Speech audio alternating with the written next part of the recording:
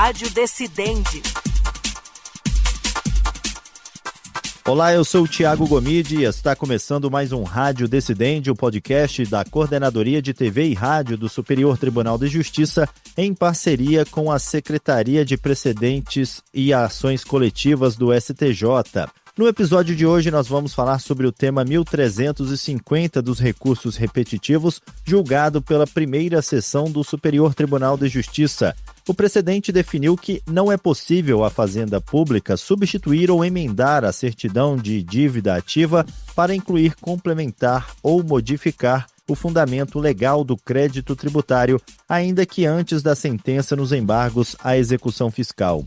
A tese firmada reforça que eventuais falhas na fundamentação legal do crédito tributário não configuram mero erro formal passível de correção, mas sim um vício substancial que compromete a própria validade da inscrição em dívida ativa e do lançamento que lhe deu origem. E para entender melhor os fundamentos dessa decisão, os impactos para os contribuintes e para a atuação das fazendas públicas, eu converso agora com o desembargador do Tribunal Regional Federal da Primeira Região, Flávio Jardim. Seja muito bem-vindo ao Rádio Decidente. Tiago, eu agradeço muito o convite, agradeço bastante aí a audiência de todos os ouvintes. Estou à disposição para conversar sobre o tema, é uma alegria. Para começar, então, qual que é a importância do julgamento desse tema 1350, Flávio Jardim, aqui pelo STJ, para o sistema de execução fiscal no Brasil? Tiago, você sabe que a execução fiscal é hoje o grande problema que se chama de grande gargalo do judiciário brasileiro. Existem atualmente cerca de 25 milhões de processos de execução fiscal, tramitação na maioria dos tribunais nacionais, alguns dos quais, como o Tribunal de Justiça de São Paulo, compreendendo quase 10 milhões de execuções fiscais. A lei é de 1980, a Lei 6.830, e ela contém, que é o artigo 2º, parágrafo 8º, que diz que até a decisão de primeira instância, a certidão de dívida ativa poderá ser emendada ou substituída, assegurando ao executado a devolução do prazo para embargos. Havia uma dúvida muito grande em torno do tipo de alteração que poderia ser feita na CDA, uma vez ajuizada a execução fiscal. E esse tema, de fato, ele definiu, em linhas gerais, o tipo de alteração que é possível. E então eu acredito que tenha sido um tema muito relevante, que vai ter um impacto substancial aí. Pelo menos eu posso dizer que essa é uma discussão corriqueira e pode chegar assim, até 1 milhão de processos, numa estimativa rápida aqui, sabe? O que significa, então, na prática, essa impossibilidade de substituir ou emendar a certidão de dívida ativa para alterar o fundamento legal do crédito tributário, desembargador? Eu vou tentar explicar de forma fácil para o ouvinte entender, mas a execução fiscal, apesar de ser uma ação judicial, um feito executivo, ela é um pouco diferente. A petição inicial, ela não segue aquele padrão que o ouvinte, advogado e mesmo particular, está acostumado. Uma petição redigida por um advogado de forma, vamos dizer assim, individualizada, ela é basicamente uma cédula, uma certidão mesmo, de dívida ativa. Nessa certidão existem as principais informações, do crédito, é o termo de inscrição, ou seja, tem o nome do devedor, dos corresponsáveis, e é também necessária a indicação do fundamento legal do crédito tributário que está sendo cobrado. Aquele crédito tributário, para estar sendo cobrado na justiça, pela fazenda do particular, ele tem que ter sido lançado pela fazenda pública. E esse lançamento, que é um processo regular de constituição do crédito, ele tem que estar fundado em algum tipo de norma legal. E ele tem que indicar qual é o tributo que está sendo cobrado. O que basicamente esse julgamento consolida é que se a Fazenda Pública ajuizar uma execução fiscal inserindo um fundamento legal errado, ela não vai poder corrigir depois, no curso do processo, o fundamento legal. Porque isso, Tiago, equivaleria a até alterar a causa de pedir da ação. Em linhas gerais, a gente sabe que uma vez que alguém ajuiza uma determinada ação judicial e a parte já foi citada, a parte não pode mais alterar o fundamento legal, os pedidos, sem a anuência do réu. Aqui, de certa maneira, há esse paralelo. Uma vez que a parte já tenha executada, já tenha sido citada, depois a Fazenda não pode corrigir, porque para o STJ isso equivaleria a você alterar o próprio lançamento do crédito e alterar o próprio crédito tributário. Desembargador, o STJ afirmou que a ausência ou deficiência na fundamentação legal não é um erro formal, né, mas sim um vício substancial. Como é que essa distinção impacta aí a validade da execução fiscal? Essa pergunta é bastante importante, porque o que o STJ está basicamente dizendo aqui é que a Fazenda, Tiago, e aí num termo bastante simples, ela não pode alterar, trocar o fundamento legal que ela se fundou para ajuizar aquela execução fiscal. Ela não pode acrescentar uma nova base legal. Ela tem que aí cancelar a CDA e emitir uma nova CDA com o fundamento correto. Isso é algo distinto à mera correção do que a gente chama de erros formais ou materiais do título. Então, o que não pode ser alterado é o fundamento legal do título. Mas eventuais erros formais e até materiais não sofrem da mesma vedação. Essa inclusive, é uma orientação que está sedimentada pelo STJ na súmula 392, que foi aprovada em 2009, que dizia que a Fazenda pode substituir a certidão até a aprovação da sentença de embargos quando se tratar de correção de erro material ou formal, vedada a modificação do sujeito passivo.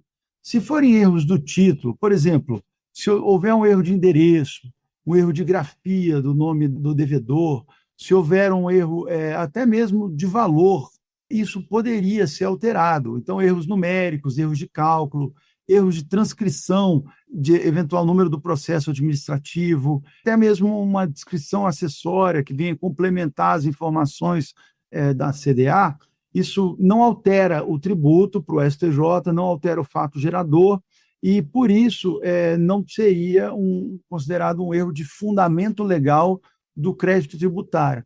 Para você ter ideia, nos precedentes que serviram de laço para aprovação aqui do tema 1350, todos relatados pelo ministro Gurgel de Faria, as fazendas haviam ajuizado execuções fiscais indicando que o tributo cobrado era o IPTU, quando, na verdade, o tributo cobrado era o ISS. E, por isso, o STJ impediu a alteração, porque haveria, vamos dizer assim, uma modificação do tributo cobrado. Então, essa foi a grande distinção. Mas há uma compreensão distinta em relação a correções formais e materiais do título, e não do fundamento legal do crédito. E ao vedar aí a alteração do fundamento legal da certidão de dívida ativa, o tribunal estaria, de certa forma, reforçando, então, a ideia de que a certidão de dívida ativa ela deve refletir fielmente o lançamento tributário? Tiago, você está absolutamente correto. O tribunal está exigindo que as fazendas exerçam o que a gente chama de um controle de legalidade na inscrição e no ajuizamento. Isso tem sido um tema debatido muito pelas fazendas públicas, pelas procuradorias federais, estaduais e municipais. Antes de ajuizar a execução fiscal, o ideal é que haja segundo olhar, um controle de legalidade naquela determinada inscrição para ver se ela está correta, porque o tribunal indica que se a deficiência vier no fundamento legal, essa deficiência vai atingir a inscrição e a CDA, e a administração vai ter que revisar a inscrição para restaurar a liquidez, a certeza e a agibilidade do crédito. Não vai poder só substituir o título. Então, esse precedente impõe às fazendas públicas uma melhor instrução dos processos administrativos, ele impõe também maior cuidado na indicação da base normativa exata no lançamento e na inscrição, ou seja, qual é a lei, o artigo, a norma de incidência que fundamenta o tributo cobrado, e ele vai impor, sim, uma revisão de rotinas automatizadas das fazendas, que hoje têm emitido CDAs com referências normativas genéricas ou equivocadas. E esse tema é um tema importante porque, para você ter ideia, Tiago, no julgado, a Fazenda foi condenada a pagar honorários advocatícios. Ou seja, a parte particular que estava sendo cobrada com fundamento indevido, o advogado dela obteve uma vitória de cancelamento daquela CDA e a base de cálculo é o proveito econômico obtido, ou seja, era o valor que estava sendo cobrado e com os percentuais mínimos lá do artigo 85, parágrafo 3º do CPC. Então, se isso não for feito, e esse tipo de prática de CDA vier ficar sendo corriqueiramente anulada, o erário público está sendo onerado. Então, isso impõe, sim, uma revisão de práticas administrativas para ter certeza que as CDAs ajuizadas espelham corretamente o processo de lançamento tributário efetivado.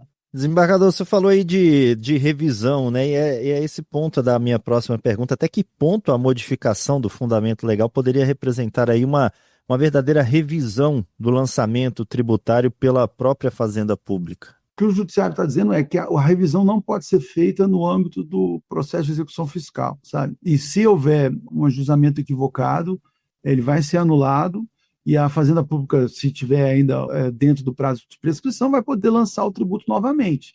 Mas, como eu disse, já com ônus, porque já vai ter pago honorários advocatícios em função daquela cobrança indevida feita. É necessário que haja aqui, acho que o Judiciário mais sinaliza, é que é necessário que as fazendas públicas se organizem. E que o Judiciário também não pode virar um balcão de ações que são ações equivocadas, ações que espelham, de fato, o lançamento tributário, e por isso o Judiciário está dizendo é importante que as fazendas se aparelhem e se adequem, ou isso aqui vai implicar um custo ao erário público. E de que forma esse entendimento firmado nesse tema 1350 dialoga com a súmula 392, também aqui do STJ, especialmente no que diz respeito aí aos limites entre a correção de erros formais na certidão de dívida ativa e a vedação de alterações que impliquem revisão do próprio lançamento tributário? Tiago, basicamente essa pergunta sua é bastante pertinente e muito comum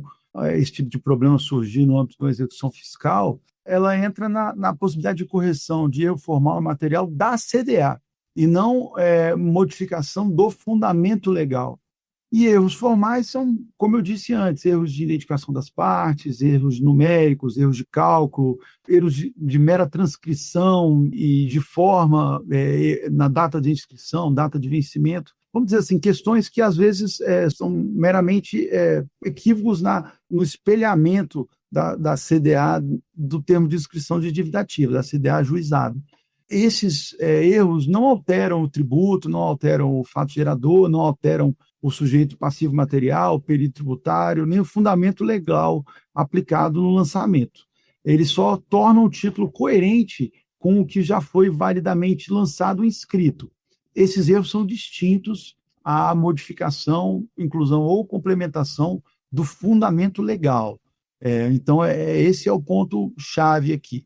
O fundamento legal da inscrição, ou seja, o dispositivo que geralmente vai indicar qual o tributo que está sendo cobrado, se ISS, ICMS, no caso da Fazenda Municipal, que é mais comum, ISS ou IPTU, ou às vezes TLP também, taxa de limpeza pública. Esse tipo de erro, o STJ entende que não pode ser chancelado justamente porque ele implicaria numa modificação até de causa de pedir no curso da ação. E esse tema 1350, ele tem relação com outros temas do STJ, como, por exemplo, o 166 e o 1049 também? Esse repetitivo, ele altera ou complementa algum desses entendimentos já fixados antes? Eu acredito que sim. Ele é um tema que dialoga diretamente com o tema 166, né, o 166, que basicamente definiu que a Fazenda pode substituir a certidão de dívida ativa até a aprovação da sentença de embargos, quando se tratar de correção de erro material ou formal, vedada a modificação do sujeito passivo da execução. O tema 166, ele, em suma, creio eu, definia essas possibilidades de correção de erro formal ou material do título, nos exemplos que eu citei aqui na pergunta passada. Ele não autorizava a modificação de fundamento legal do crédito tributário, que é o que está sendo vedado pelo tema 1350, mas ele poderia, o tema 166 era um pouco mais restrito e tímido em tratar do problema central do tema 1350. Então, os dois, para a verdadeira compreensão do tipo de equívoco que pode ou não ser corrigido, eles devem ser lidos em conjunto, porque aí eu acho que o ouvinte vai ter a ampla leitura do tipo de erro e de correção que pode ser feito e do que não pode ser feito. Já o tema 1049, ele trata da possibilidade de redirecionamento da execução, e ele diz que a execução pode ser redirecionada em desfavor de uma empresa sucessora para a cobrança do crédito tributário relativo a fato gerador ocorrido posteriormente à incorporação empresarial e ainda lançado em nome da sucedida, sem a necessidade de modificação da certidão de dívida ativa e quando verificado que esse negócio não foi informado oportunamente ao fisco. E aqui, Tiago, a gente percebe que o tema 1049, ele basicamente demonstra que não houve aqui um equívoco, não houve erro do fisco, ele simplesmente não conhecia aquele negócio. Se essa certidão, no caso do tema 1049, pudesse ser cancelada em favor do contribuinte, a gente teria uma situação que a Fazenda poderia ser condenada a pagar honorários sem que ela tivesse errado, efetivamente. Na verdade, isso é uma situação fática que veio ocorrer, mas não havia sido informada. Então, creio que é bastante coerente, assim, identifica se aqui há ou não um equívoco da Fazenda Pública ou se for uma situação causada pelo particular. Quando essa situação for causada pelo particular, não pode se falar em erro da Fazenda Pública e, por isso, isso não deveria levar à extinção da CDA, porque ela ainda está espelhando corretamente o lançamento tributário. E na prática, o julgamento desse tema 1350, ele resolve definitivamente aí qualquer divergência que existia entre tribunais locais sobre o alcance da substituição da CDA ou não? Creio que sim também, porque, por exemplo, nos recursos que o ministro Gurgel julgou, o RESP 2194708, o RESP 2194734 e o RESP 2194706, havia ali casos em que o próprio tribunal havia admitido a correção. Então, o Tribunal de Justiça de Santa Catarina, de onde eram oriundos esses recursos, ele havia admitido a substituição, e essa não era uma jurisprudência pacífica em todos os tribunais do país. E aqui não só tribunais de justiça apreciam esse tema, como tribunais regionais federais, até mesmo a própria justiça eleitoral pode ter execuções, embora em menor número. Então, realmente é um tema que hoje pacifica uma discussão antiga. Como eu disse a você, a gente está lidando aqui com a interpretação de um dispositivo de 1980, né? O artigo 2º, parágrafo 8º da Lei de Execuções Fiscais, ele estava em vigor desde 1980, e até hoje essa era uma discussão bastante corrente, que gerava aí inúmeros recursos, gerava judicialização, e creio eu que agora até é capaz da Fazenda Pública, das fazendas, né, proativamente, quando verificar um determinado equívoco, antes da citação, elas já pedirem, já cancelarem essas CDAs e corrigirem, para que, de fato, as CDAs espelhem o lançamento tributário correto. Desembargador, e que impacto essa decisão do tema 1350 pode ter aí no volume ou na condução das execuções fiscais em trâmite nos tribunais do país? Tiago, certamente ela auxilia na solução de vários processos em que essa discussão ocorria. Não é possível ter certeza de quantos processos discutem esse tema. Eu não tenho a informação de quantos estavam sobrestados aguardando esse julgamento. Como disse no início, acredito que muitos, e que esse número deve passar da casa de 1 milhão. Porém, assim, o problema da execução fiscal é ainda mais amplo, porque a execução fiscal ainda hoje é, em larga medida, um dos poucos instrumentos de cobrança do crédito tributário. Houve reformas implementadas pelo CNJ importantes, como a exigência de que o crédito tributário, para ser ajuizado, tenha no mínimo um valor de R$10 mil, e isso, de fato, diminuiu a judicialização, mas a execução fiscal ainda é um problema sério que deve seguir no âmbito do judiciário por alguns anos, sobretudo porque não existe ainda a possibilidade da execução administrativa do crédito tributário, sobretudo para os tributos próprios terreno, que eu acredito que seria uma solução bastante interessante que diminuiria em larga escala o problema da execução fiscal no país.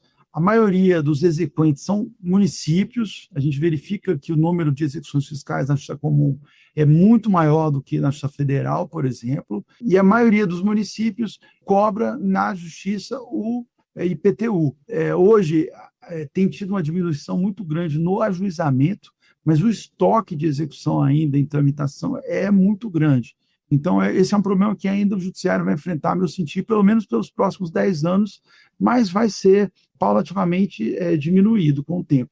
E essa decisão, ela tende a exigir maior rigor técnico das fazendas públicas no momento da inscrição em dívida ativa? Ela é justamente desenhada para essa finalidade, para que não seja, no âmbito do judiciário, o momento que a fazenda faça essa correção da CDA para saber se ela espelha adequadamente o lançamento, se o termo de inscrição foi emitido de forma inadequada.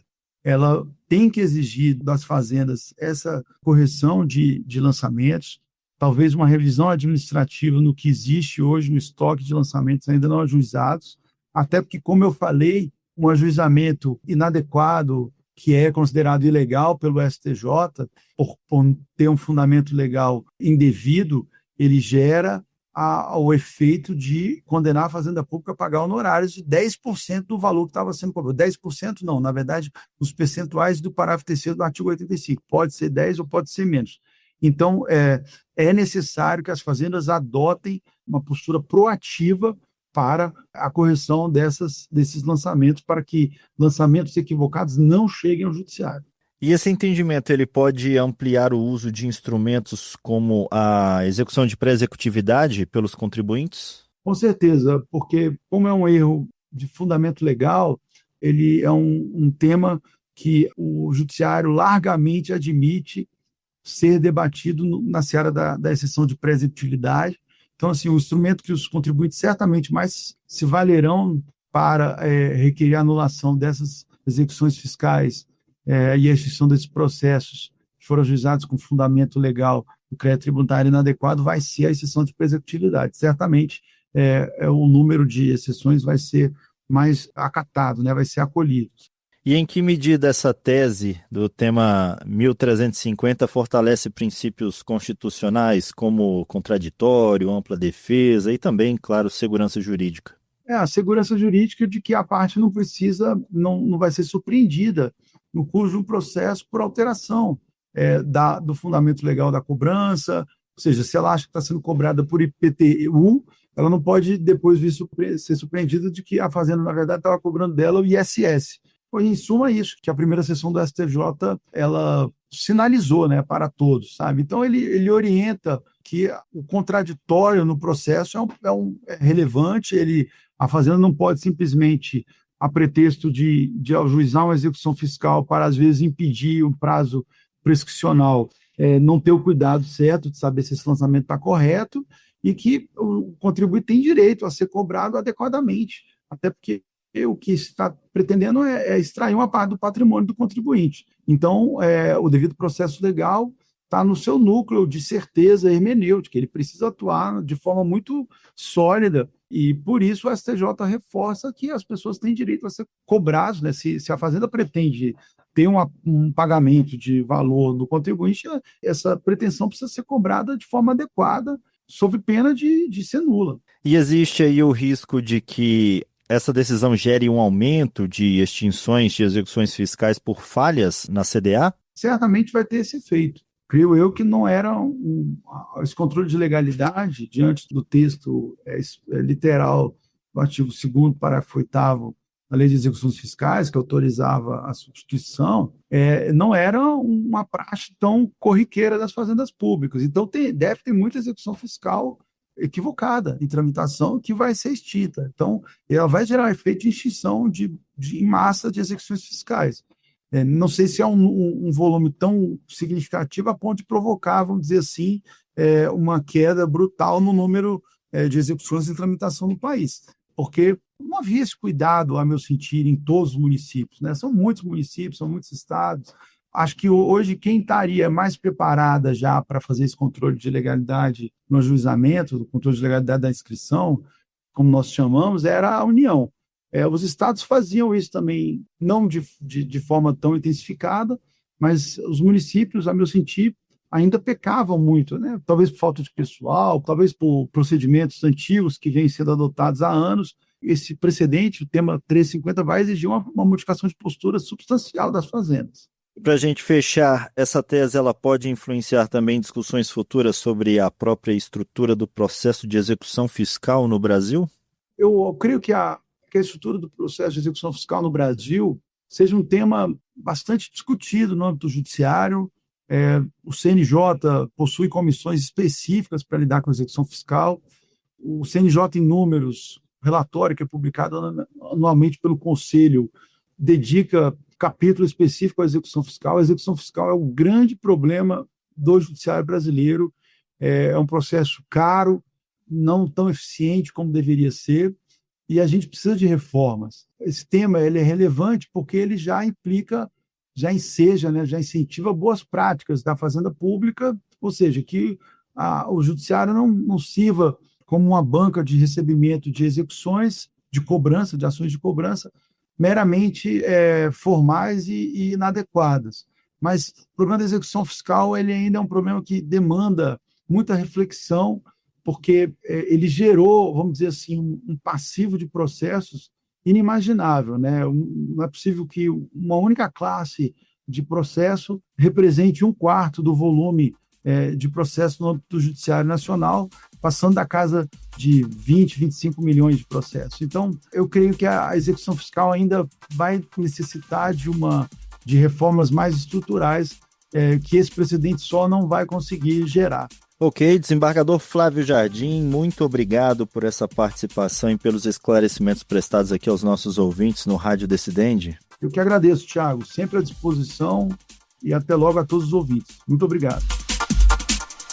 E esse foi mais um Rádio Decidente. Antes de encerrar, lembra você, ouvinte, que este e outros podcasts produzidos pela Coordenadoria de TV e Rádio do Superior Tribunal de Justiça estão disponíveis nas plataformas de stream de áudio de sua preferência e você também pode nos acompanhar pela programação da Rádio Justiça. Até o próximo episódio. Rádio Decidente.